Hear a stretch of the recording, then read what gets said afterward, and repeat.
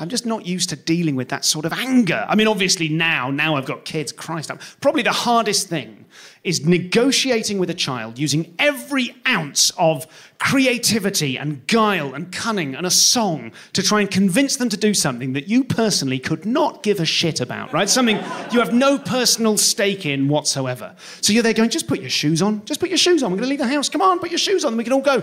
I've got my shoes on. Mummy's got her shoes on. Your baby sister's got her shoes on. Doesn't need shoes. Can't walk. Put your shoes on.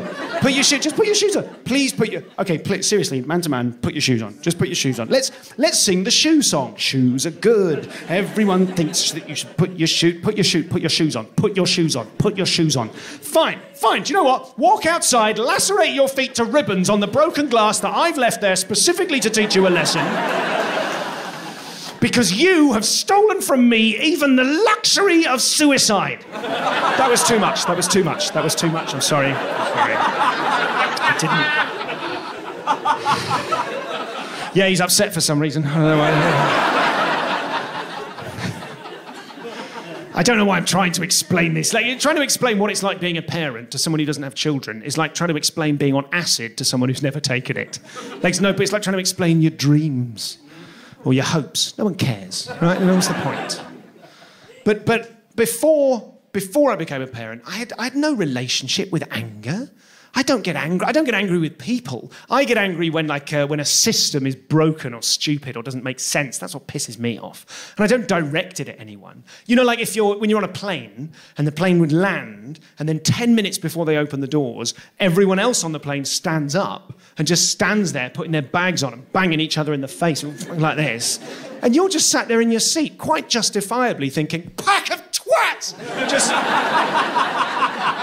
perfectly reasonable common or garden anger, you know. Or if you're in the bank, there's 3 desks, 2 of them are open, a customer at each, 3 people in the queue in front of you. You're thinking, right, this will take no time at all. This will be fine. And you find yourself sort of hanging around, going, well, come on, there's no movement up ahead. A few more people join the queue. You're starting to rumble. Oh, God, come on, this can't be how you're supposed to do. No, it's fine. And then a third cashier turns up. You're thinking, thank goodness. They whisper something to the second one. Turns out what they've whispered is, it's getting busy, isn't it? Do you fancy a vape? And then they leave. 1 desk, 30 people now in the queue. And what saves me is that I'm so volatile, I just flip. I'm so emotional that all it takes, I've got all this energy, oh, for God's sake. And all it takes is 1 person in the queue in front of me to actually have an audible meltdown, and I do an emotional 180. I'm there going, for God's sake. All it takes 1 person to go, oh, for God's sake. Suddenly I flip. I'm like, hey, baby, relax. It's just the... it's just the bank, man. It's just money. I mean, what is money? What are the guys behind the desks, man? They're us. They're us, aren't they? They're the same guys. They're the people. We're all the people. We're all made out of stars. What even is time?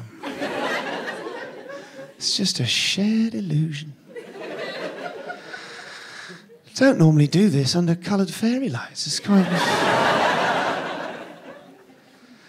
Sure, baby, I'll leave the premises. Yeah, cool, man.